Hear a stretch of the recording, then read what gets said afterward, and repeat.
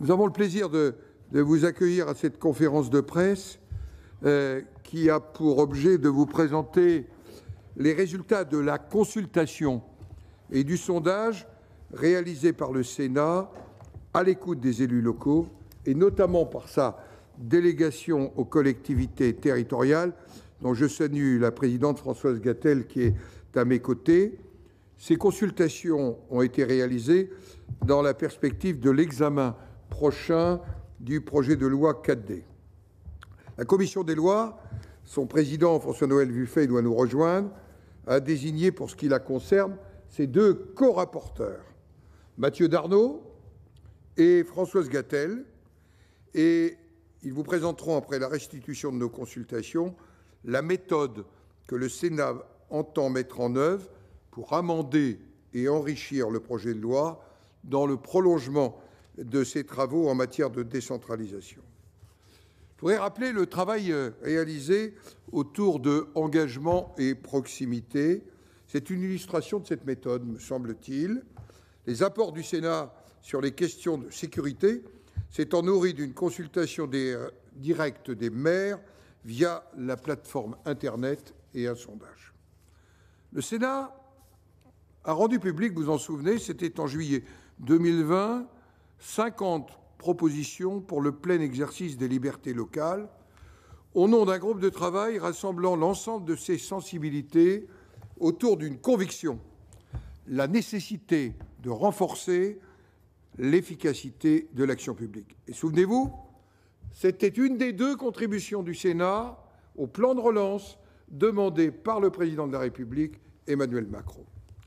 Ces propositions appelaient et appellent un nouveau souffle de décentralisation. Elles sont aussi notre contribution. Il s'agit de faire le pari des territoires en s'appuyant sur leurs forces d'innovation et les dynamiques qui y sont à l'œuvre.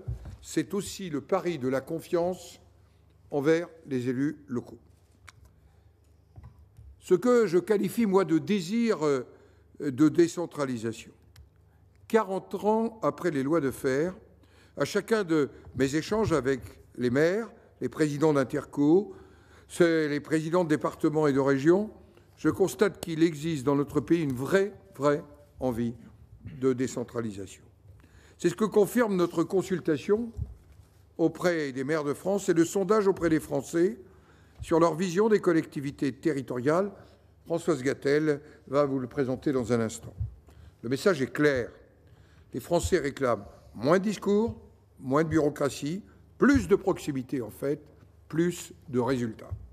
Au fond, nos concitoyens dressent le constat d'une urgence à décentraliser l'exercice de nouvelles politiques publiques et à simplifier les règles d'organisation des collectivités, au fond parce qu'ils attendent une meilleure prise en compte de leurs besoins et ils attendent des résultats.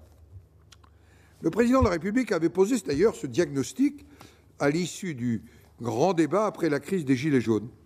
Il avait ressenti le rejet d'un pouvoir trop vertical qui appelait à plus de proximité dans la décision.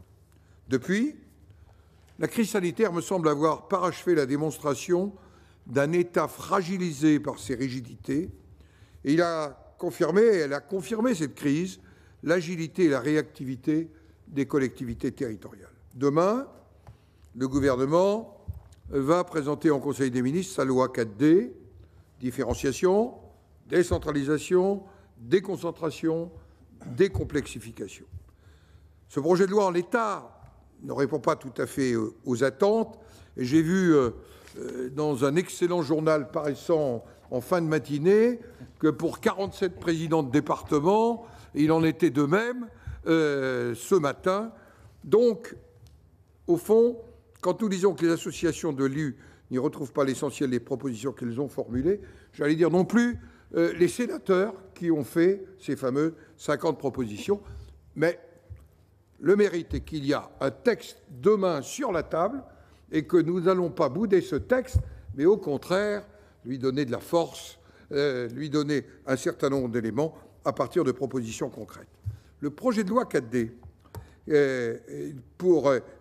devra donc être déposé demain devant le bureau du Sénat, examiné en première instance par nous conformément à la Constitution.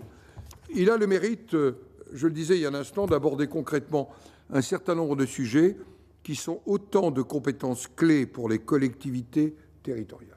Et je crois, mais je laisserai nos deux futurs rapporteurs, parce qu'il leur reste une journée de halètement en attendant que le texte soit déposé, je crois que le Sénat s'attachera à l'enrichir tant sur les questions de décentralisation que sur les questions de déconcentration. Fort des apports des associations d'élus, fort de l'expertise de la commission des lois, fort du travail aussi de son président François-Noël Buffet, notre Assemblée va s'appuyer sur ces 3 propositions de loi pour le renforcement des libertés locales qui traitaient déjà de différenciation, de décentralisation et de déconcentration. Concernant la différenciation, j'avais pour ma part un regret, puisque le Sénat avait proposé d'aller plus loin que ne le fait le texte 4D, en complétant la loi organique du 19 avril 2021 sur l'expérimentation, notamment les dispositions destinées à favoriser l'expérimentation des collectivités resteront exercées à droit constitutionnel constant sur le fondement de l'article 72. Il faudra donc composer avec une capacité à expérimenter qui sera plus souple sur la forme, certes, mais qui demeurera bridée sur le fond. Concernant la décentralisation et sur les sujets des compétences, nous voulons être pragmatiques. Je pense aux communes. Il faudra donner plus de souplesse d'organisation au sein des intercommunalités, moins de contraintes également, puisque le projet de loi abordera la prolongation du dispositif SRU, et c'est un point sur lequel nous veillerons. Pour les départements, ce sera l'affirmation de leurs compétences en matière médico-sociale, mais aussi une capacité en faveur de l'économie de proximité. Et concernant les régions, nous avons exprimé notre volonté de renforcer leurs compétences en matière de santé, en matière d'emploi et d'économie, mais j'insiste aussi sur le bloc communal, qui est un élément important, et notamment la commune. Enfin, nous entendrons traiter le volet de la déconcentration, avec une ambition véritable, supérieure à celle du projet de loi, car renforcer l'État au plan local, c'est répondre à une demande des élus, mais aussi, je le pense, à une attente de nos concitoyens. Le Sénat propose de restaurer l'autorité du préfet du département. C'est un choix fort, à un moment paradoxal où le gouvernement nous annonce qu'il veut mettre fin au corps préfectoral.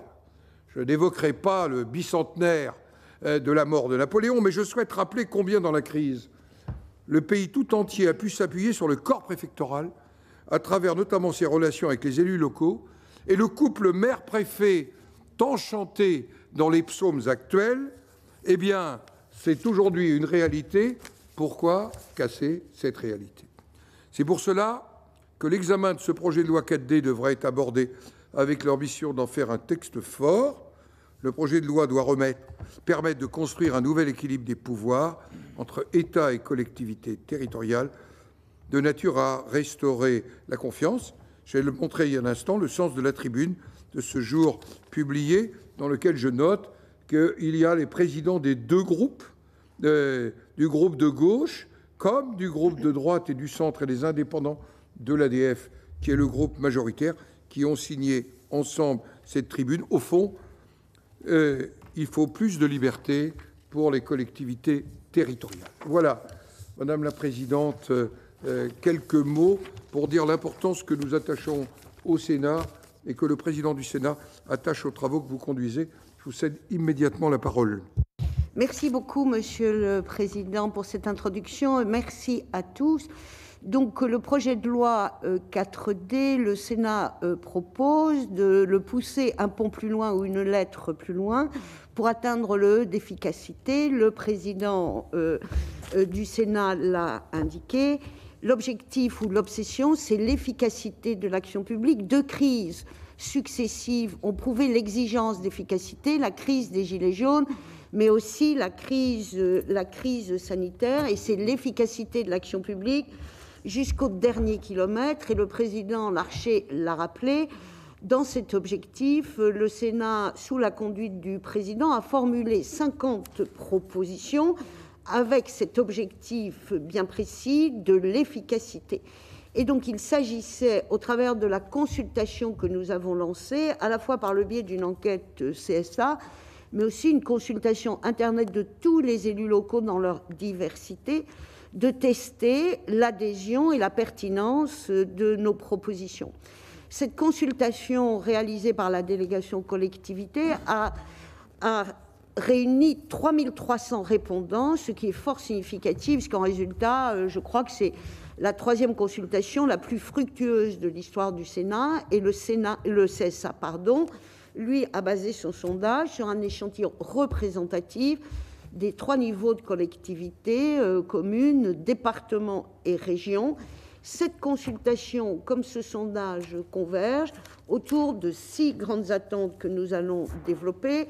Je vais les citer rapidement. La première, c'est aller plus loin dans la décentralisation, mais sans bing-bang territorial. C'est-à-dire qu'il faut laisser derrière nous les grands chamboulements des lois NOTRe pour éviter de refaire un bing-bang territorial qui serait aussi hasardeux. La deuxième attente, c'est l'adaptation des politiques publiques aux réalités territoriales, avec la différenciation territoriale, ce qui est déjà inscrit dans la loi. Je prends l'exemple de la différenciation entre des dispositions qui concernent des communes du littoral ou des communes de montagne.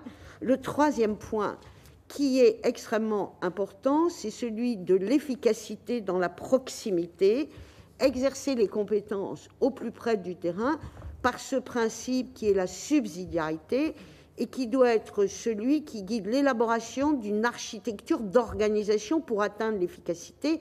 Et encore une fois, la crise sanitaire n'a cessé de montrer la vérité de ce principe de subsidiarité. Le quatrième point, c'est la simplification des normes applicables aux collectivités territoriales. Je rappelle qu'un maire est confronté à 400 000 normes dans la gestion de son quotidien. Il y a une exigence d'une norme qui soit intelligente et qui ne contrevienne pas à l'action publique.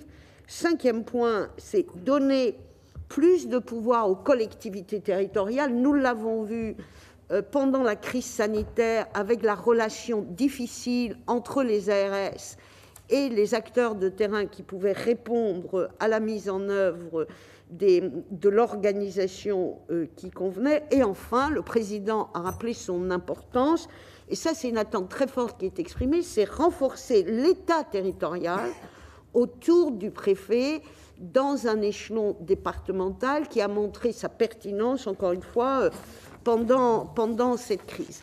Donc nous allons prendre ces attentes une par une. Donc je le disais, une attente de décentralisation. Il ne s'agit pas, là encore, de contester les compétences régaliennes de l'État, mais je crois qu'il y a une nécessité d'une alliance très positive entre l'État et les collectivités, et que l'État ne saurait faire sans les collectivités, et qu'il faut savoir faire confiance. Je donnerai un exemple assez frappant qui est celui d'un dimanche de juin de 2020 où le président de la République, à 18h, annonce, et c'était une excellente chose, que tous les élèves de France doivent retourner dans leurs établissements scolaires le lundi qui suivait. Le président de la République est rentré à l'Élysée, alors sans doute y a-t-il son lot de soucis, mais je sais que tous les maires de France qui ont des établissements scolaires se sont spontanément mis au travail pour voir comment ils allaient pouvoir, eux, organiser ce qui leur incombait, c'est-à-dire l'ouverture des écoles, l'ouverture des services périscolaires et des cantines. Donc l'État doit être centré sur ses compétences régaliennes et décentraliser ce qui doit l'être pour avoir plus d'efficacité. Nous en reparlerons sans doute au niveau des ARS. La deuxième attente, c'est celle d'une adaptation des politiques publiques aux réalités territoriales. Alors très souvent, ce mot de, on va dire, parfois de différenciation ou de différence, tout court, fait un peu peur parce que cela consisterait à rompre avec le principe d'égalité, mais dire qu'en faisant cela, on rompt avec l'égalité, c'est confondre égalité et uniformité, et que le Conseil constitutionnel lui-même a dit combien, dès lors qu'il y avait des solutions différentes dans un respect des principes d'égalité, n'était pas une infraction constitutionnelle, si je puis dire.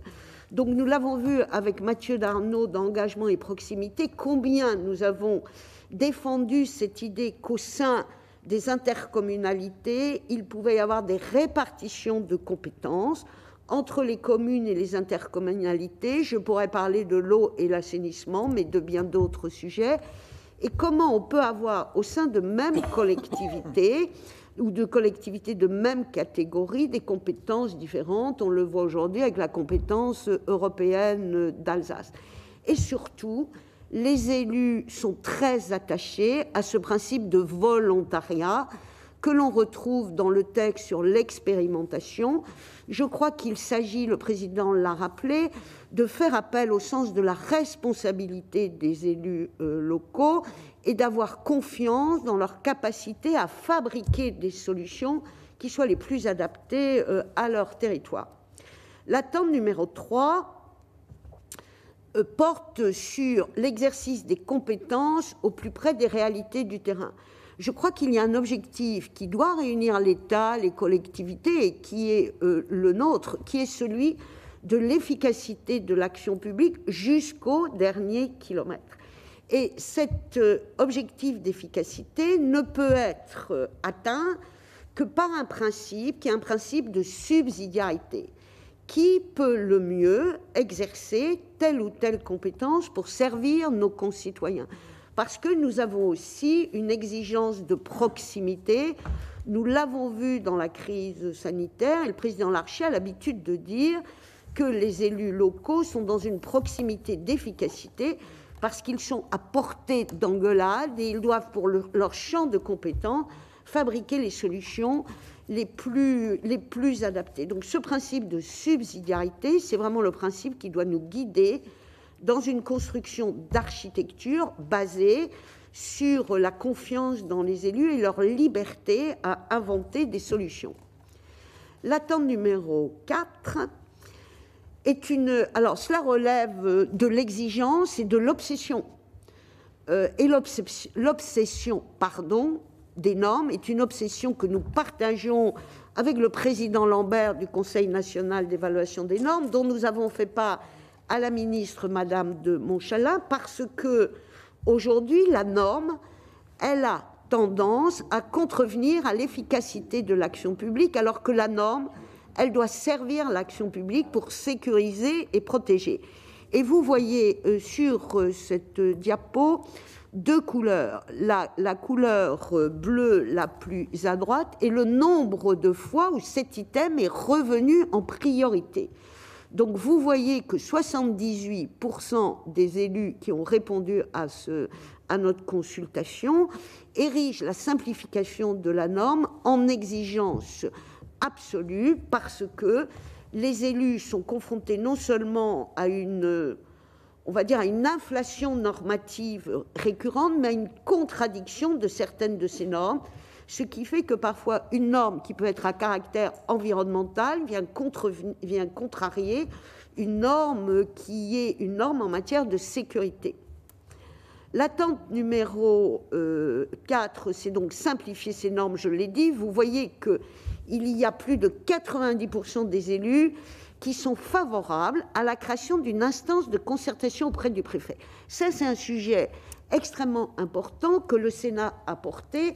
Il n'y a pas un élu local qui n'a pas été un jour confronté, parce qu'il pouvait avoir un projet d'urbanisme ou un autre projet, à une succession de rencontres avec des services de l'État qui chacun émettait un avis dans son sujet, dans son expertise sur le projet de la commune, ce qui faisait que ces avis étaient parfois contradictoires ou en tout cas ils étaient inconciliables.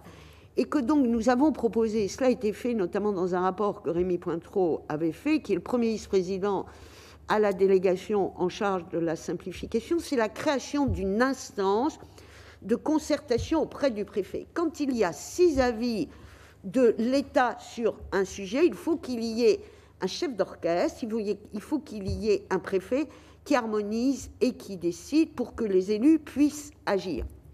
L'attente numéro 5 concerne les pouvoirs qui doivent être donnés aux collectivités, encore une fois, dans ce souci d'efficacité. En matière de santé, il faut distinguer ce qui relève de la compétence régalienne de l'État et ce qui relève de l'organisation et de l'accès aux soins pour tous. Et nous l'avons vu au niveau des agences régionales de santé, où les élus locaux qui ont un certain nombre de responsabilités quand ils doivent proposer des aménagements du territoire, garantir l'accessibilité par des solutions de transport à l'hôpital, il faut que les élus locaux soient beaucoup plus impliqués dans le conseil de surveillance des ARS. Le Sénat avait proposé que la présidence du conseil de surveillance soit confiée à un élu local et qu'il y ait un rééquilibrage de la composition en faveur des représentants des territoires. Et proposer cela, ça n'est en aucun cas renier la compétence régalienne de l'État, mais la mise en œuvre doit être faite dans un dialogue entre État et collectivités. Et nous avons aussi un vrai sujet concernant le département, qui est le champ d'excellence de la compétence sociale. Nous avons vu pendant la crise sanitaire que les EHPAD ont deux tutelles, l'État par l'ARS et les collectivités locales. Et j'ai entendu des présidents de département parmi les plus éminents dire qu'au moment le plus fort de la crise, où il y avait dans beaucoup d'EHPAD des clusters, le directeur de l'ARS n'avait jamais pris contact avec le président du département, qui lui a une responsabilité aussi dans ce champ. Donc il nous semble important qu'il y ait une seule tutelle. Et un autre point très important, c'est celui de la médecine scolaire. Alors pourquoi confier la médecine scolaire au département ? Parce que je crois aujourd'hui, et ça ne remet pas en cause les personnels de médecine scolaire de l'éducation nationale, mais il y a une grande indigence, une grande insuffisance en médecine scolaire, et que les départements ont la compétence sociale de prévention et de la petite enfance. Et il nous semble judicieux, parce que plus efficace, que les départements puissent, compte tenu de cette compétence, être aussi dans les lieux où ils vont détecter des difficultés de santé, des difficultés sociales, d'enfants qui ne vont pas consulter chez un médecin, mais ces enfants sont à l'école, et donc ces enfants seront vus, il s'agit d'aller vers, de façon à prévenir et prendre en charge très tôt des enfants ou des familles. L'attente numéro 6, le président l'a rappelé, elle est particulièrement d'actualité, c'est-à-dire on a un point de vue totalement différent de la part des élus locaux sur l'État territorial.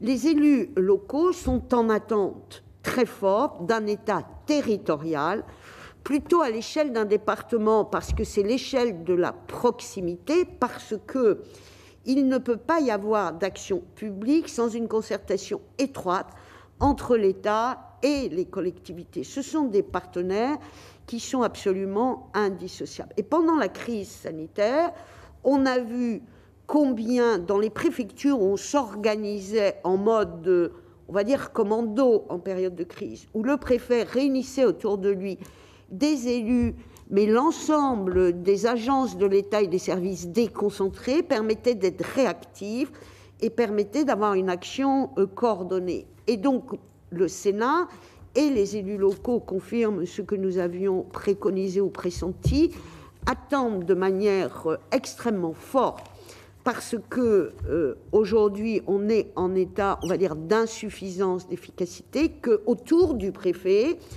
soit réunis, ou en tout cas que le préfet puisse coordonner des agences qui sont des agences autonomes, comme les agences régionales de santé qui ne rendent des comptes qu'à leur ministre, mais aussi la direction régionale des finances. C'est aussi vrai pour la direction de l'éducation nationale, où il nous faut un État territorial fort qui soit concentré pour avoir plus d'efficacité, éviter de s'éparpiller, comme a dit quelqu'un de célèbre, façon puzzle, qui, en période de crise, est assez antinomique avec l'efficacité.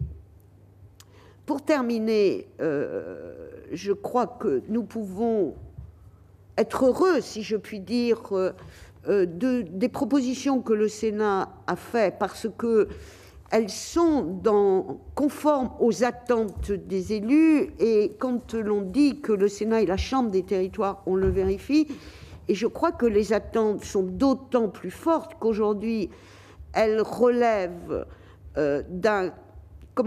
elle relève de faits, elle relève de situations auxquelles nous avons été confrontés pendant ces deux crises, celle des Gilets jaunes et celle de la crise sanitaire, et que je crois que les crises révèlent à la fois les failles et les faiblesses, mais elles nous obligent, en ce sens que nous devons guérir de nos maux MAUX pour envisager une organisation différente, ceci devant être complété par une évaluation plus rigoureuse des lois qui sont faites, mais aussi par un champ d'expérimentation qui permet d'avoir une approche plus scientifique et sans doute parfois plus efficace.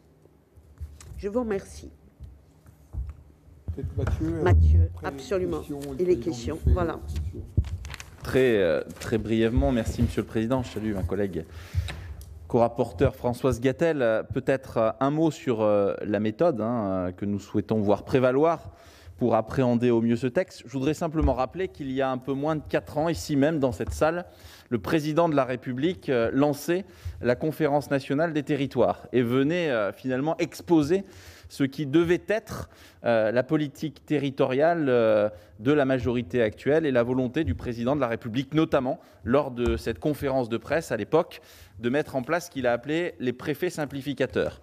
Or, les préfets simplificateurs, finalement, ont été réduits à leur plus simple expression et on en arrive aujourd'hui, comme le disait à l'instant le président du Sénat, à envisager la suppression du corps électoral. Tout ça pour dire que du corps préfectoral, pardon. Tout ça pour dire que finalement, à ces errements et à cette méthode qui n'est faite que d'hésitation et de petits pas, nous avons souhaité opposer ici même au Sénat une constance, notamment pour essayer de construire et d'élaborer des textes qui, comme vient de le dire Françoise, comme l'a dit le président Larcher, sont avant tout l'émanation des inspirations et des aspirations de l'ensemble des élus territoriaux. Je rappelle ici même que ce que nous défendons aujourd'hui, nous le défendions déjà lors de l'examen de la loi NOTRe, c'est-à-dire une décentralisation qui soit plus aboutie, qu'il y ait des pans de compétences qui soient délégués et transférés dans leur ensemble aux collectivités territoriales, qu'il s'agisse de la région, qu'il s'agisse des départements, je pense notamment à la compétence économique. Autant dire que nous n'avons pas varié sur ces positions et que nous entendons bien faire de même aujourd'hui, que ce soit au travers de la consultation que vient d'évoquer Françoise Gatel, au travers aussi des différents textes que nous avons votés ici même, des travaux que nous avons menés il y a un peu plus d'1 an et qui ont donné lieu à ces 50 propositions, qui sont autant de constats faits et établis comme des conclusions partielles de la crise sanitaire que nous venons de traverser, que finalement des constats que nous avons élaborés dans le temps. Et puis, dernière consultation et concertation importante, bien sûr, celle qui passe par les associations d'élus et notamment Territoires Unis, avec lesquelles nous avons souhaité travailler depuis maintenant un certain nombre de mois et d'années pour essayer de faire en sorte que soient entendus tous les niveaux, toutes les strates de collectivité, parce que pour nous, c'est important que chacun trouve sa place, avec la volonté, justement, de donner aussi un peu plus d'agilité, notamment en réaffirmant la liberté conventionnelle, parce qu'on sait que lorsqu'on parle de différenciation territoriale, c'est aussi pour nous la volonté de prendre en considération les différentes problématiques et les différentes réalités territoriales, et cette agilité que nous appelons de nos voeux, cette subsidiarité auquel Françoise Gatel faisait référence, c'est aussi la marque qui est celle du Sénat pour trouver des solutions qui conviennent aux territoires de montagne, aux territoires de plaine, aux territoires du littoral, parce que chacun a la nécessité de faire entendre sa voix et sa spécificité. Et c'est bien à partir de l'ensemble de ces éléments que nous allons travailler, appréhender cette loi 4D, en essayant tant que faire se peut de lui redonner un souffle qui, de notre avis commun et partagé, n'est pas suffisamment présent dans ce texte. Il y a des choses, parfois même des choses intéressantes, mais il y a aussi beaucoup de manques, notamment eu égard à ce qu'évoquait le président Larcher à l'instant, et qui s'est traduit par cette tribune des 47 présidents de département, parce qu'on peut parler autant que l'on veut de transfert de compétences, d'exercice de compétences, mais tout cela ne saurait fonctionner si on n'a pas aussi les ressources et les moyens qui vont avec. Et c'est, je crois, un des sujets sur lequel le bât blesse et que nous allons nous efforcer de corriger au travers de l'examen et de la préparation de ce texte. Je vous remercie et puis je crois qu'on peut peut-être maintenant vous passer la parole en vous demandant d'activer votre micro et votre caméra pour celles et ceux qui souhaitent s'exprimer. C'est parfait.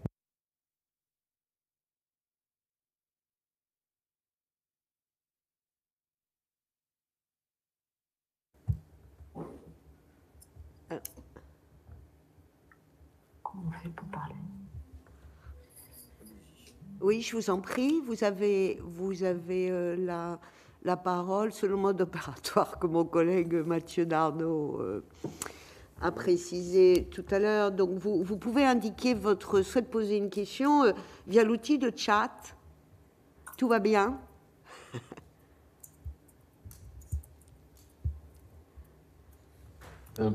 Bonjour, Noël Boutier du Média Social. Concernant les EHPAD, donc vous préconisez une reprise en main par le département des EHPAD. Comment les départements pourraient gérer la partie médicale des EHPAD, qui est actuellement du ressort des ARS?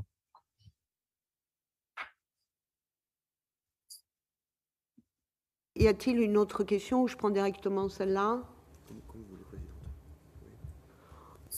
Oui, Anne Bertucci, pour le moniteur, j'aurais aimé que vous reveniez sur la question de la loi SRU qui a été évoquée en introduction par le président. Très bien. Je peux proposer une première réponse, une première réflexion sur les EHPAD. Vous avez évoqué, monsieur, la particularité, la complexité du financement des EHPAD, parce qu'il y a une partie médicale et donc de soins. Il y a une partie qui relève de la solidarité des départements. Je pense que la réflexion que nous devons conduire, elle doit prendre en compte cette complexité de fonctionnement à partir d'un objectif qui est celui de l'efficacité de la gestion des EHPAD. Je pense qu'on ne peut pas faire l'économie de réfléchir aux conséquences de cette double tutelle en période de crise où certains présidents de département nous l'ont dit, ce qui se passait dans les EHPAD relevait du champ de l'invisible parce que les départements, considérant qu'il s'agissait là d'une situation sanitaire et de santé, confiaient la gestion assez naturellement de la crise à l'ARS, et l'ARS était dans une gestion de cluster qui ne prenait pas en compte le personnel des EHPAD ni les résidents dans les EHPAD. Donc je pense qu'il faut qu'on sache un peu gérer la complexité, mais que ce champ-là doit être absolument couvert et que la double tutelle, mais on retrouve aussi ça dans la gestion des personnels des lycées ou des départements où on a eu une attribution de champ de compétences qui n'est pas entière et on doit en tout cas s'assurer et évaluer l'opérationnalité et l'efficacité de quand une présidente de département qui aujourd'hui est ministre et qui était présidente de département dans une région où il y avait un cluster, quand elle dit, lorsqu'on a évalué l'impact de la crise sanitaire pour les collectivités au printemps dernier, quand elle dit que le directeur de l'ARS n'a jamais contacté un directeur d'EHPAD parce qu'il pensait que c'était le département qui le faisait, vous voyez bien que l'on a des défaillances parce que l'organisation n'est pas pensée. Donc là encore, je pense qu'on a une exigence de tirer les leçons de la crise et qu'on ne peut pas avoir de tutelle qui s'ignorent absolument. Sur la seconde question, sur la loi SRU, je laisserai aussi mon collègue Mathieu Darnaud compléter. On a dans cette loi 4D tout un volet de logement qui, en soi, au départ peut paraître un peu incongru parce que la loi 4D, que nous appelons plutôt de nos voeux à être une loi E, c'est-à-dire la loi de l'efficacité, proposait de revenir sur l'organisation territoriale pour plus d'efficacité. Et on était plutôt sur les répartitions de compétences des uns et des autres, et on a glissé dans ce texte un volet logement important parce que je crois que le gouvernement souhaitait pouvoir faire une loi sur le logement et que dans le calendrier législatif qui court jusqu'à la présidentielle, le temps ne permettait pas sans doute d'avoir plusieurs textes, et donc on est venu faire une sorte de grève sur 4D avec la loi SRU qui, je pense, est comme un feuilleton. C'est-à-dire cette loi ne cesse d'être retravaillée, d'être abondée, d'être retravaillée, en tout cas parce qu'on voit bien que, encore une fois, cette loi SRU, elle est l'exemple même de ce que nous contestons, en ce sens que c'est une norme qui a été définie, notamment l'article 55, en termes de logements sociaux par catégorie de communes, et l'on voit bien aujourd'hui que cette norme extrêmement rigide et extrêmement simpliste est juste inapplicable et n'atteint pas son résultat en matière de mixité de logement, et qu'il faut sans doute retravailler ce sujet de l'équilibre en matière de logement dans un champ qui peut être celui de l'intercommunalité. Oui, juste un mot en complément, parce que je fais bien les propos de Françoise Gatel. Finalement, ces deux sujets, ils ont un point commun, c'est qu'on souhaite aussi redonner de l'agilité et de la souplesse. Sur la loi SRU, l'idée n'est pas tant de revenir sur l'article 55 que de laisser une marge d'adaptation aux collectivités qui sont soumises à des contraintes très fortes, que ce soit contraintes de pression foncière, que ce soit des contraintes liées tout simplement aux capacités en matière de construction de nouveaux logements, de gestion des parcs existants, peut-être réfléchir aussi à la question des aires intercommunales. Donc autant de sujets qui vont nous amener à réfléchir, mais on est parti du même constat, c'est-à-dire qu'il fallait concerter les élus, et une concertation a été menée notamment par la commission des affaires économiques qui permettra de faire remonter des problèmes très concrets. Parce qu'avant tout, il faut revenir à l'essentiel, c'est-à-dire aux problématiques concrètes auxquelles sont confrontés les élus. On est souvent dans des grands discours, dans des intentions, des incantations, mais nous, au Sénat, on souhaite avant tout se mettre dans la réalité des choses, la réalité vécue par nos élus. Et il en va de même sur la question de la gestion des EHPAD. Là aussi, mettre de l'agilité. Vous allez avoir certains départements qui ont les moyens financiers de gérer l'ensemble des EHPAD, et qui pourront, justement, par rapport à ce que vous évoquiez et à la question des ARS, prendre la compétence dans son ensemble sans que ça ne pose problème. Et puis, vous aurez des départements. Moi, je viens d'un département, l'Ardèche, où on sait que c'est quelque chose de très compliqué, parce qu'on a une pyramide des âges, parce qu'on a une sociologie en matière de population qui fait que c'est un poids en matière de solidarité qui pèse considérablement, et où il faudra trouver une forme d'agilité qui permettra d'associer l'ensemble des acteurs. Donc, notre volonté, c'est aussi celle-ci. C'est pas d'aborder les sujets de façon dogmatique et rigide, c'est voir comment on peut apporter des solutions aux élus dans les territoires en donnant justement plus de liberté, plus d'agilité. Et c'est en ce sens que nous formulerons des propositions sur ce texte 4D. Il y a 3 questions à venir. César Armand de La Tribune, Patrick Roger du Monde et Arnaud Paillet de l'AEF. Alors, César Armand, si vous voulez bien poser la première question de cette série.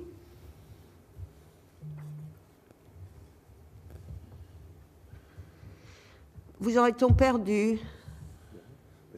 Bon, écoutez, Patrick Roger, vous passez de la deuxième à la première place.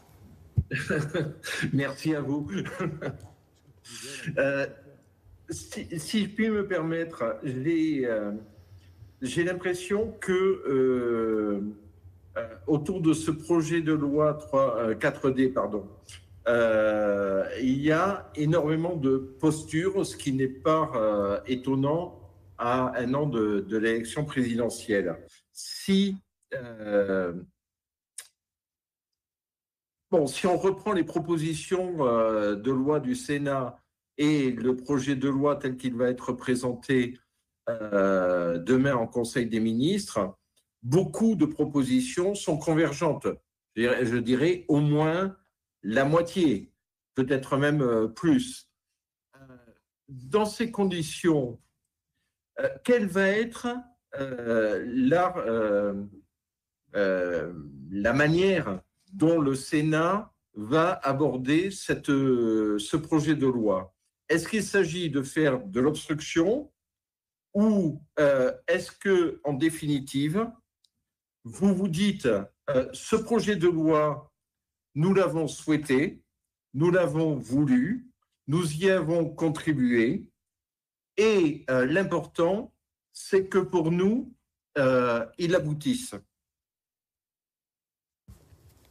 Monsieur le Président. Je vais me permettre de répondre sur le principe, puisque j'ai vu la ministre il y a peu de temps, et on peut rendre hommage à la ténacité de la ministre et au soutien d'ailleurs du Premier ministre pour que le texte dont le destin n'était pas assuré et dont le risque était de s'appeler 5D, le D de disparition. Et donc, je pense que ça, c'est un premier point. Et reprenant le principe de La Rochefoucauld que j'aime tant, il n'est nulle difficulté qu'un homme ou une femme d'esprit ne puisse transformer en succès. En l'état actuel, et je le tiens de l'échange que j'ai eu avec la ministre, dans l'état actuel des propositions du texte, Monsieur Roger, je souhaite que vos chiffres soient exacts à l'arrivée du texte. Nous partîmes avec 20 convergences. Nous pouvons en avoir 30 et notre rêve serait d'approcher les 50. C'est exactement l'échange que nous avons eu avec la ministre. Après, l'homme et la femme d'esprit sont de part et d'autre de moi-même. Ils vont pouvoir vous répondre. Mais personnellement, comme président du Sénat, je pense que nous n'avons pas le droit pour les collectivités territoriales de faire, parce que ça n'a pas commencé, Monsieur Roger, dans une posture à 1 an d'élection présidentielle. Dois-je vous rappeler le congrès de septembre 2018 à Marseille et en fait l'échec de la Conférence nationale des territoires, au point que Conférence nationale des territoires, nous y croyons tellement que moi-même, avec Françoise Gatel et Mathieu Darnaud, nous étions membres de cette Conférence nationale des territoires. Et donc, Territoires unis, c'est le constat qu'elle n'arrivait pas à se mettre en place dans l'esprit du discours du président de la République que Mathieu Darnaud a rappelé ici le 17 juillet 2017. Et donc, ce n'est pas une posture, c'est aujourd'hui la nécessité de ce besoin face à la recentralisation qui n'a pas commencé, je le dis clairement, en mai 2017, d'avoir une nouvelle envie de décentralisation. C'est donc en ce qui me concerne, moi, mais je fais confiance au rapporteur pour peut-être compléter votre question. Mais je voudrais simplement vous dire, nous partîmes 20, avec la ministre, nous pourrions aller à 30, et pourquoi pas approcher les 50. C'est l'objectif de l'examen que nous avons. Président Buffet. C'est très gentil de me donner la parole, mais je ne vais pas rajouter grand-chose à tout ce que vous avez dit, les deux rapporteurs de la commission des lois, ou ce qu'a dit le président du Sénat. Peut-être une seule observation, qui est celle sur laquelle ce texte d'importance pour le Sénat, maison des collectivités territoriales, est d'abord, on a d'abord la volonté d'un texte pragmatique. L'idée, on l'a compris, c'est pas la révolution institutionnelle, ce texte. D'abord, on n'en veut pas. Mais c'est en revanche la volonté absolue d'être au service des élus et des territoires et de donner aux acteurs des territoires tous les outils simples d'usage et efficaces pour les populations. Car l'enjeu, une fois de plus, il est là. Nous sommes au service des populations et c'est pour elles qu'il faut que les maires, les conseillers départementaux, régionaux, aient la capacité de pouvoir agir le plus librement possible et avec la plus grande efficacité possible. C'est ça, je crois, le fil rouge. Reste que l'État ne doit pas disparaître. On a bien compris que dans la proposition numéro 6, en tout cas le point numéro 6 qui a été évoqué, c'est bien celui selon lequel l'État doit continuer sa présence. Alors évidemment, l'actualité fait que l'on parle des préfets et de leur éventuelle disparition. Moi, j'ai un souvenir qui n'est pas si lointain que ça, la crise de 2008. Crise financière s'il en est. lorsque le président de la République de l'époque a mis en place le plan de relance, et je repense en particulier à le ministre, M. Devedjian, à l'instant où je vous parle, qui était le ministre en charge. J'ai été, à la demande du président du Sénat, parlementaire en mission auprès de M. Devedjian. Je peux vous dire qu'à partir du moment où les instructions politiques étaient claires, précises, déterminées, les services de l'État se sont mobilisés de façon remarquable et ont été d'une efficacité remarquable. La question, ce n'est pas la remise en cause des services de l'État. La question, c'est la capacité de les coordonner, de les piloter, de leur donner les lignes et les caps pour qu'ils avancent. Il n'y a rien de pire qu'une absence de consignes qui fait que finalement tout le monde se cherche. Lorsqu'il y a un moment difficile, c'est comme ça qu'il faut fonctionner et il faut tenir le cap. Voilà simplement ce que je voulais dire à ce stade. Merci. Juste rajouter, parce que cette question, elle est à mon avis essentielle. Et j'évoquais tout à l'heure dans propos la constance du Sénat, mais je crois que les faits sont têtus. Et vous verrez dans ce texte qu'on retrouvera des positions du Sénat issues de la loi NOTRe, des points sur lesquels nous avions à l'époque alerté et que nous retrouverons, comme je le disais, sur ce texte 4D, et qui, à mon avis, trouveront un écho peut-être un peu plus favorable de la part du gouvernement. D'ailleurs, le président vient de le dire, mais on voit bien. Et d'ailleurs, c'est ce qui s'est passé sur engagement et proximité. Engagement et proximité, c'est quand même l'émanation d'une immense partie des travaux du Sénat sur les conditions d'exercice des élus locaux, sur la concertation que nous avions menée à l'époque sur le problème de sécurité qui nous avait amené à des échanges avec notamment le ministère de la Justice, sur la question de l'exercice des compétences au sein du bloc communal, autant de sujets qui provenaient des travaux du Sénat. Donc, je dirais tout simplement qu'il n'y a pas lieu à avoir une attitude frondeuse dès lors que finalement le texte va ou ira dans le sens qui est le sens souhaité par le Sénat, qui lui-même reprend, je veux dire, à son compte, via les consultations que nous venons d'évoquer, la parole des élus, des associations d'élus, donc l'émanation des aspirations des élus locaux. Et ça, je pense que c'est important, parce que dès lors, on ne peut être que sur une position pragmatique. Par contre, et je m'en arrêterai là, mais il est nécessaire aussi que parce que nous nous basons sur ces concertations et ces consultations, le gouvernement puisse être en capacité d'entendre le besoin de mesures complémentaires qui ne se retrouveraient pas dans ce texte. Et je pense qu'il y a quelques sujets. On a évoqué la question des ressources des collectivités, la question des ressources par rapport au transfert de compétences. Je pense qu'il y a des manques sur ce sujet. Nous l'avions déjà soulevé lors d'engagement et proximité. Il y a d'autres sujets qui ne se retrouvent pas dans ce texte et que nous essaierons, tant que faire se peut, de venir compléter, comme nous l'avons fait sur le texte engagement proximité. Un mot, Monsieur Roger. Je pense que... Je vous remercie parce que vous avez parfaitement répondu à ma question. Parfait. Alors, je me proposais non pas de surenchérir, mais de donner en écho le ressenti que j'ai, mais que nous partageons tous.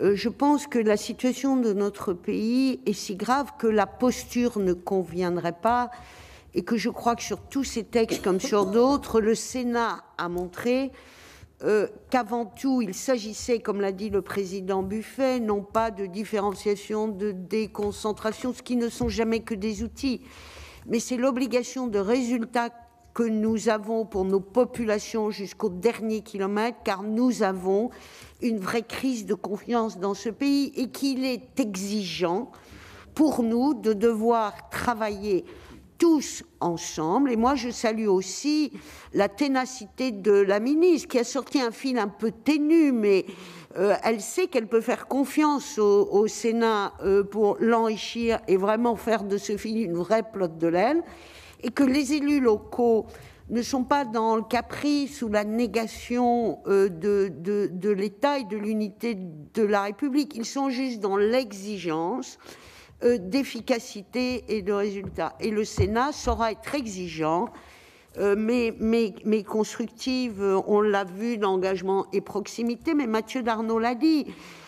Comme nous avons à plusieurs reprises dit des choses, suggéré et exigé, ça n'est pas juste par obstruction ou par obsession. C'est parce que nous sommes convaincus, au travers de ce que nous voyons avec notre expérience d'élu local et de ce que nous disent les élus, qu'il y a des choses qui doivent bouger. Dans engagement et proximité, nous avons été entendus. Engagement et proximité, c'est quoi? C'est le résultat de l'évaluation des lois territoriales que le Sénat a fait. Et le gouvernement a su nous entendre. Donc, soyons confiants. En tout cas, nous sommes constructifs. Alors, je crois que j'ai retrouvé M. César Armand. Il y a Arnaud Paillard de l'AEF. Et ensuite, nous avons 2 questions écrites. M. Armand. Alors, M. Paillard. Ah, voilà. M. Armand, pardon. Bon, monsieur Paillard. Alors, bon, écoutez, M. Armand, on vous voit, on vous garde. Alors, je vous en prie. Je vous en prie. Alors, on n'a pas le son, par contre. Voilà. Voilà, je vous en prie. Oui, très bien. Allez-y. Allez-y. Merci. Madame la Présidente, messieurs les sénateurs, est-ce que vous auriez un exemple à donner dans chacun des dés pour vos attentes? Une attente à transmettre dans chacun des dés de ce projet de loi? Je vous remercie. Merci. Monsieur Arnaud Paillard, on peut prendre votre question, ce qui va laisser le temps de répondre au questionnaire que vient de nous donner Monsieur Armand. Oui, bonjour, vous m'entendez? Oui, ok. Donc Arnaud Paillard de l'AEF, vous avez lancé une consultation auprès de 3300 élus. Moi, je voulais vous demander si vous avez pu identifier des remontées de la part des élus urbains. Parce que le projet de loi parle de pas mal d'opérations d'urbanisme, notamment de grandes opérations d'urbanisme et d'opérations de revitalisation des territoires. Donc, je voulais savoir si sur votre panel d'élus, vous avez pu identifier des remontées propres vraiment sur des questions d'urbanisme de la part des élus d'agglomération. Je vais peut-être proposer de répondre à la deuxième question sur la préoccupation des urbains en matière d'urbanisme. Mathieu Darnaud l'a un peu expliqué. Il y a des interrogations assez fortes qui ont fait l'objet d'une enquête, d'une consultation spécifique par la Commission des affaires économiques en la personne de Dominique Estrosi Sassone et Valérie Létard, parce que les opérations d'urbanisme sont un véritable enjeu, et Mathieu Darnaud l'a dit. Aujourd'hui, on a pensé régler la question du logement et de l'accessibilité au logement pour tous par une obligation de construction de logements sociaux dans les communes les plus grandes. Or, on voit que le fait de taxer les communes qui ne répondent pas à ces objectifs ne suffit pas à produire du logement, parce qu'il y a parfois une impossibilité à faire, parce que soit il y a peu de terrain disponible, ou le foncier est très très cher. Donc il va y avoir un rapport qui va sortir très prochainement sur cette question de l'urbanisme dans les métropoles notamment. Et d'autre part, il y a aussi une mission en cours au sein de la délégation aux collectivités sur les métropoles. Et nous avons plusieurs questions, notamment sur la différenciation, où les élus des métropoles disent que le transfert obligatoire de compétences et de la totalité des compétences contrevient parfois à l'efficacité de l'action publique. Et je donnerai un exemple qui est devenu célèbre au Sénat et qui sera une première réponse à votre collègue, c'est celui de la voirie. Dans les métropoles, toute la voirie a été transférée aux métropoles. Or, nous voyons qu'il convient de distinguer les axes structurants de voirie sur lesquels passe le transport, que ce soit un métro, un tram ou des bus, et la petite rue de la 47e commune, qui est une rue en impasse dans un lotissement, où là, la question de la voirie est une question du nid de poule, c'est-à-dire cette chaussée qui se creuse, sur laquelle il faut intervenir rapidement, et que sans aucun doute que la métropole très centralisée, très organisée, n'est pas l'outil le plus agile pour régler le fameux nid de poule métropolitain. Donc on est toujours dans cette question de subsidiarité, de proximité. Mathieu, tu as sûrement pléthore d'exemples pour répondre à la question sur un exemple pour chaque dé. Sinon, nous abonderons. Je vais m'astreindre de façon la plus synthétique à essayer de répondre. Sur le premier dé, qui est la décentralisation, qui est quand même l'ouvrage principal. Ce qu'on souhaite, c'est vraiment traiter la question de la décentralisation sur l'ensemble du champ. Parce qu'il serait faux de penser que la décentralisation, c'est simplement de Paris vers la province. Aujourd'hui, je le dis, parce que l'une des principales critiques que nous avons à objecter par rapport notamment à la fusion des régions, c'est qu'on a recentralisé à l'échelle des régions, mais on l'a fait aussi à l'échelle des grandes intercommunalités dites XXL. Et nous, de façon très claire, on souhaite vraiment redonner la souplesse nécessaire pour que, au sein d'une région, une région puisse s'entendre avec la liberté conventionnelle, avec un département, pour co-gérer une compétence dès lors qu'il y aurait une spécificité territoriale. Je pense notamment aux problèmes de mobilité dans les départements, à certains problèmes économiques dans d'autres départements, et donc pouvoir coagir entre guillemets entre les deux niveaux de collectivité. Idem, et nous remettrons un peu le couvert, parce que pour aller de 30 à 50, Monsieur le Président, il y a 20 sujets qui restent en suspens, et parmi ces sujets, nous, on est assez têtus sur la question du bloc communal, parce qu'on n'a toujours pas trouvé la juste réponse à ceux des élus, et notamment des maires, notamment sur les territoires ruraux, qui considèrent qu'on a fait des intercommunalités parfois trop grandes, et qu'on devrait pouvoir aujourd'hui repenser la ventilation de certaines compétences sans forcément enfermer les compétences dans des blocs ou dans des grands pans où on aurait un nombre de compétences obligatoires. Ça, là aussi, nous y reviendrons. Donc on va lutter contre toutes les formes, finalement, de centralisme qui contreviennent, j'allais dire, au maître mot, qui est celui de proximité, qui est aussi important dans la bouche des élus locaux que dans la bouche de nos concitoyens. Sur la différenciation, et je n'oublie pas, parce qu'il y a aussi un volet qu'on n'a pas évoqué, les territoires ultramarins. La différenciation, vous le savez, les territoires ultramarins ont été un peu pionniers en la matière, notamment sur le texte égalité réelle outre-mer que j'avais eu la chance de rapporter il y a maintenant plusieurs années.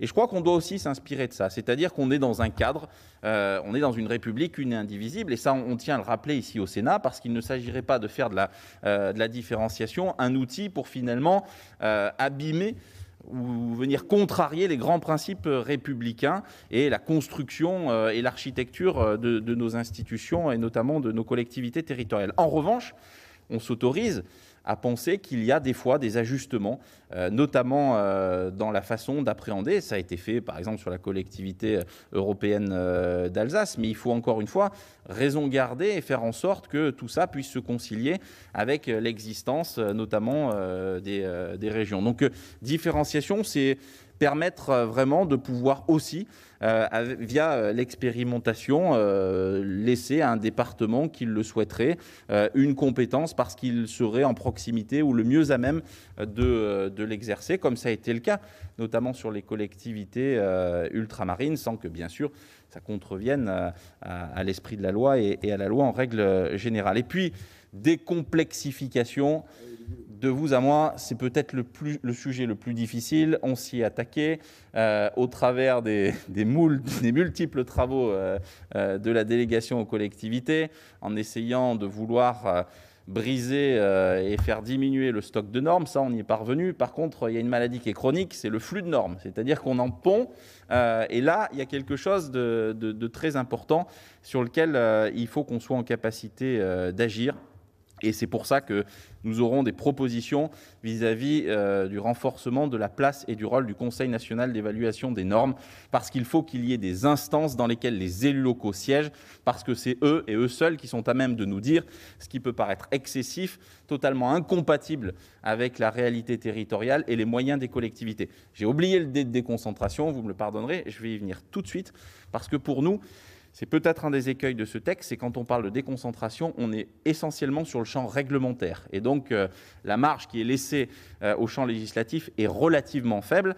Mais nous avons déjà commencé à évoquer le sujet avec la ministre de Montchalin. Pour nous, c'est très clair. La déconcentration, c'est l'inverse de ce par quoi nous avons attaqué cette conférence de presse. C'est surtout pas s'attaquer à l'État territorial et au couple préfet-sous-préfet, qui a cette agilité nécessaire, qui peut permettre de gérer des situations compliquées dans des territoires et qui doivent être renforcées, confortées par ce texte avec finalement la deuxième jambe qui est celle des collectivités. Donc voilà un peu l'esprit qui sera le nôtre. Déconcentration, pour nous, ça permettra aussi de mettre plus d'ingénierie dans les territoires. Il y a des sujets sur le CEREMA pour permettre d'avoir de l'ingénierie, notamment dans les territoires ruraux, travailler avec l'Agence nationale de cohésion des territoires. Voilà, tous ces outils qui ne doivent pas finalement être laissés de côté, mais être au centre du jeu pour permettre justement aux élus locaux de trouver l'ingénierie et de faire naître des projets sur leur territoire. Merci beaucoup. Alors, il y a 2 questions écrites. Une première de Marc Gritton, Revue Contexte, qui porte sur le chapitre du transport, nous demandant quelle est la position du Sénat et des élus locaux sur les transferts de routes à titre expérimental aux régions. Ceci s'inscrit dans la conception que nous avons de la loi qui doit permettre et non pas imposer. C'est-à-dire, nous souhaitons que la loi, elle ouvre ce que j'appelle le champ des possibles pour fabriquer des solutions. Si une région veut, par exemple, avoir des lignes ferroviaires secondaires, dès lors qu'elle contractualise avec l'État sur un transfert de compétences qui soit acceptable, y compris financièrement, nous souhaitons que cela soit possible, mais que ce ne soit pas une décentralisation verticale. C'est-à-dire que l'État ne dise pas « je donne l'ensemble des routes nationales aux régions ». Non, nous sommes pour une décentralisation plutôt bottom-up, c'est-à-dire la région qui a besoin, parce qu'elle sera efficace, elle le fera bien. Si elle demande, elle pourra le faire. Donc c'est bien cette idée d'une loi qui va permettre et qui est à la main des élus locaux pour pouvoir construire les solutions qui seront adaptées dans le Cantal, et la Bretagne ne prendra pas les mêmes, et encore moins l'Outre-mer.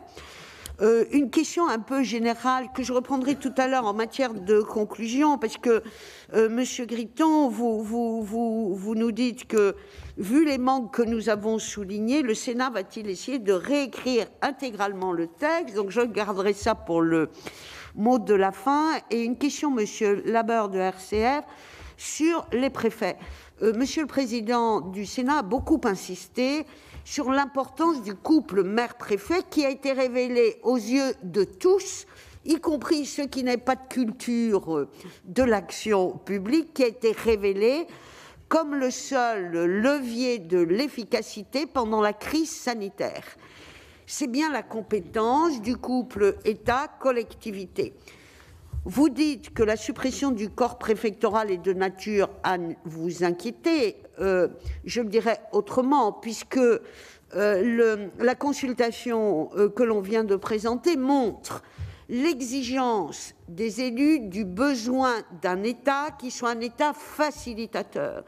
Et autant les élus des grandes villes ou des grandes métropoles ont un contact assez naturel avec le préfet, autant nous savons que, notamment dans les territoires ruraux, le sous-préfet est celui qui démêle. C'est le guichet unique pour un maire qui vient porter une question, un problème qui doit trouver une solution, et le sous-préfet va activer l'ensemble des arcanes des services de l'État et des agences pour construire la solution avec les élus. Toucher au corps préfectoral, c'est vraiment toucher à l'efficacité de l'action publique, puisque un maire est l'incarnation de la République sur le terrain, mais il doit pouvoir travailler avec l'incarnation de l'État qui va garantir l'harmonie des décisions et cette fabrique d'une solution. Alors, naturellement, je crois que là, on a des points de vue qui sont sans doute un peu différents et sur lesquels il conviendra de revenir. Donc, Monsieur Gritton, peut-être pour le mot de la fin, vous demandez donc si le Sénat va essayer de réécrire intégralement le texte. Il y a 2 façons de faire les choses. Soit le gouvernement écrit sa copie et le Sénat écrit une copie, et puis nous nous regardons en chien de faïence, chacun étant content de ce qu'il a fait, mais on n'a pas atteint l'objectif. Parce que je rappelle que l'objectif, c'est d'être utile au pays, utile aux habitants et donner aux élus locaux les moyens d'assumer les compétences qui sont les leurs. Donc le Sénat n'arrive pas masqué, si je puis dire, puisque depuis, on va dire, l'an dernier, depuis le mois de juillet dernier, le Sénat, en la personne de son président, a présenté les 50 propositions qui lui semblaient être pertinentes pour faire avancer le pays. Nous sortons aussi d'un texte engagement et proximité qui a repris l'évaluation faite par le Sénat de la loi NOTRe, et dans la loi engagement et proximité, nous avons déjà exprimé au ministre le souhait et la nécessité d'aller un pont plus loin. Donc je crois que la ministre, je salue aussi encore une fois sa ténacité pour sortir un fil, elle nous tend une main en quelque sorte, nous lui tendons les bras dès lors que, effectivement, elle va s'efforcer d'aller au-delà de 15 ou de 20, et qu'encore une fois, nous ne serons pas contre le gouvernement, nous ne serons pas contre ses propositions, mais je crois que le gouvernement ne peut qu'entendre les propositions que nous faisons parce que c'est celles qui sont aussi exprimées par les élus locaux et qu'ici, nous n'avons qu'une seule volonté, c'est de pouvoir construire, être utile et faire que ce pays puisse sortir des deux crises, des gilets jaunes et des crises sanitaires en ayant tiré des leçons pour que, si j'ose dire, on ne connaisse plus jamais ça. Et quand je dis plus jamais ça, c'est les défaillances que nous avons connues, les retards, parce que nous n'étions pas dans cette harmonie et cette complicité positive d'un couple qu'est celui de l'État et des collectivités. Alors, il y a Laurent Thévenin. Ah, Laurent Thévenin, qui a une dernière question. Monsieur Thévenin. Les Échos. Oui, bonjour, m'entendez-vous ? Oui, bonjour. Je voulais savoir sur le plan financier, quelle était votre principale attente, puisque en l'état, le texte n'aborde pas cette question-là.